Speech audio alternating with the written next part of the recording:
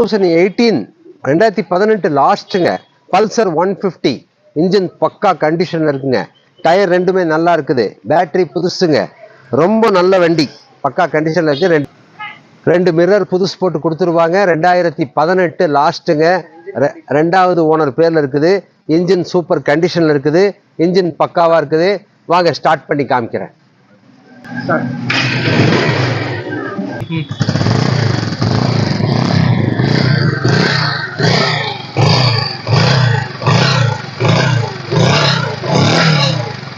2018 லாஸ்ட்டுங்க.